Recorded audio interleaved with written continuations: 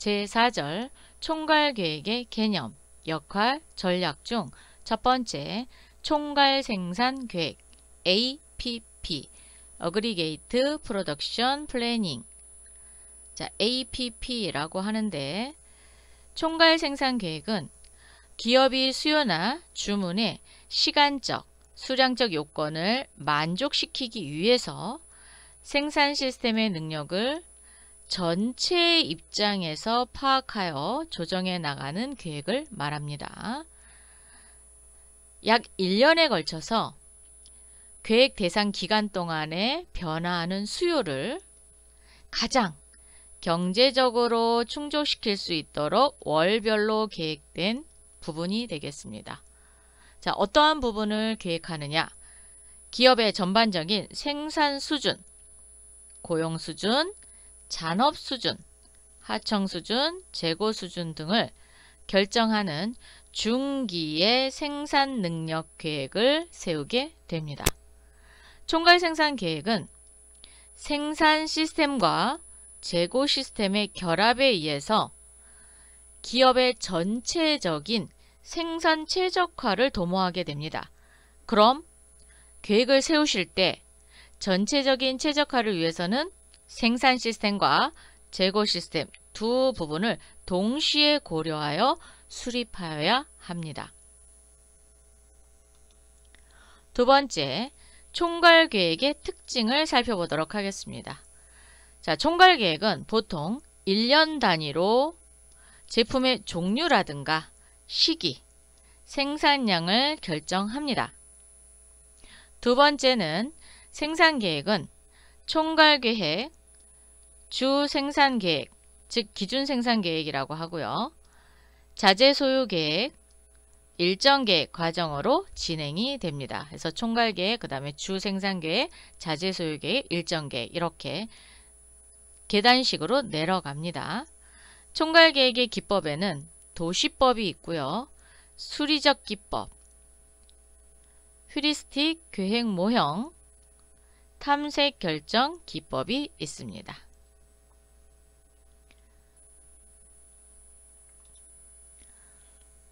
리소스 플래닝이라고 해서 RP라고 하는데 이 RP는 자재의 계획, 자원의 계획 이런 뜻을 갖고 있어요. 자재 계획은 총괄 생산 계획을 수립할 때 사용이 됩니다. 자, 생산 계획 절차를 한번 살펴보도록 하겠습니다.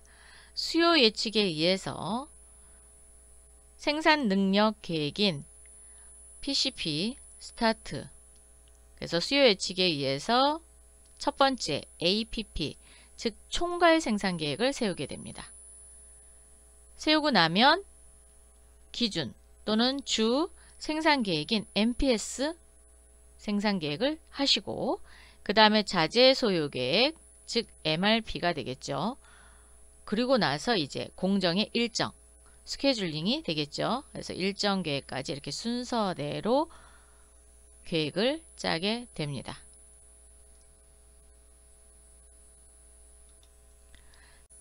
세 번째, 총괄 생산 계획의 전략.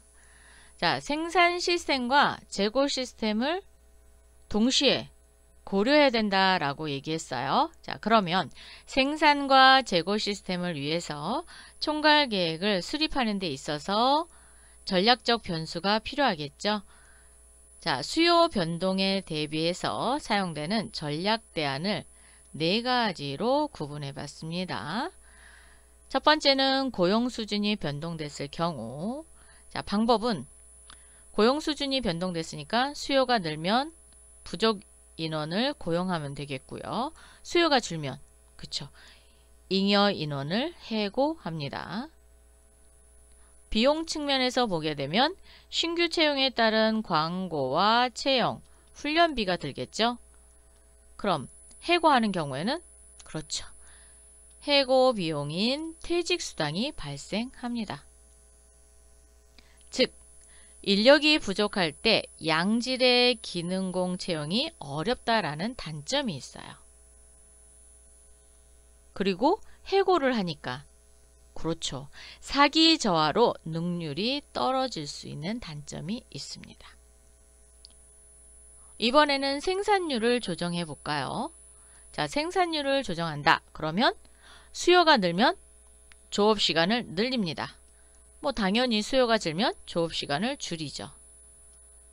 이때 비용, 즉 조업시간이 늘어나면 잔업수당이 발생됩니다.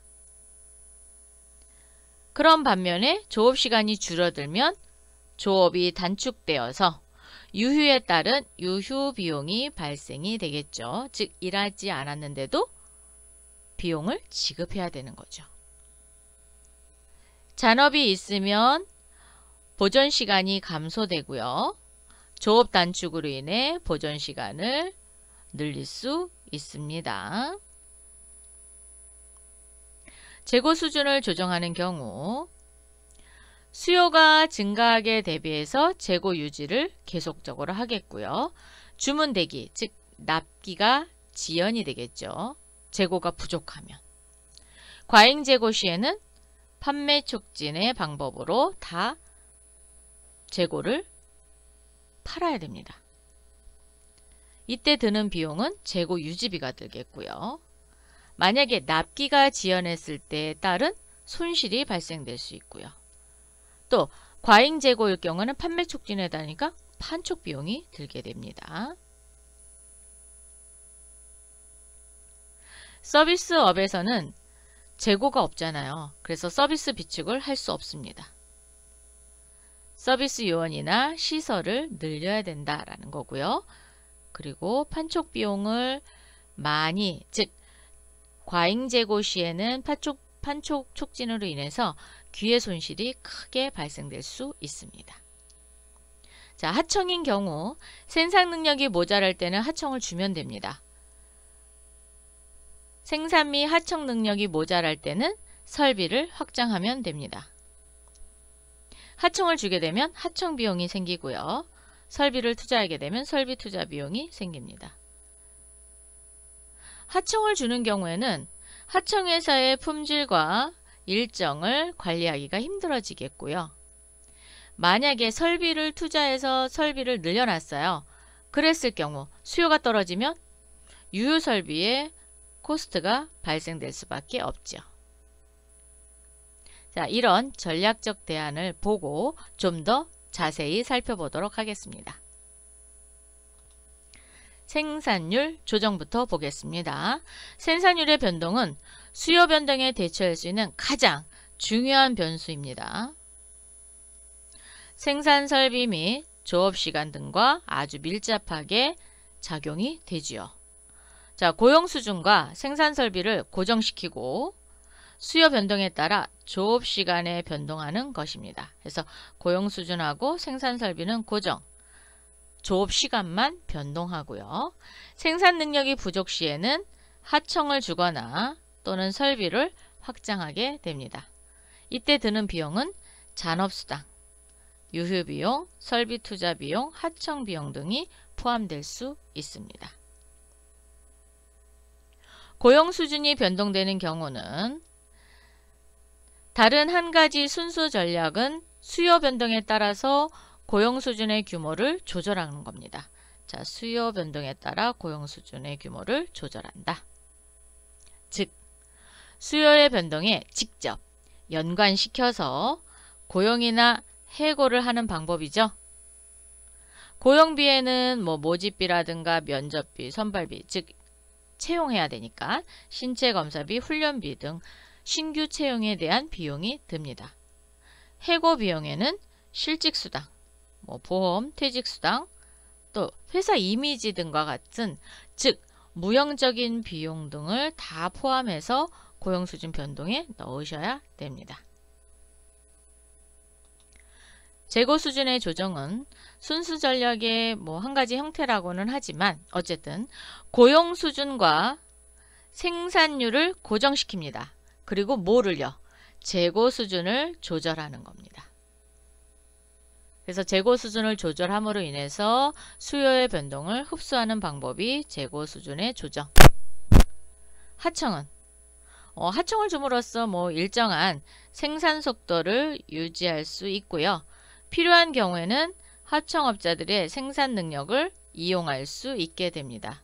다만 하청 비용이 한계 비용을 초과하는 것이 일반적으로 발생되고 있는 비용입니다.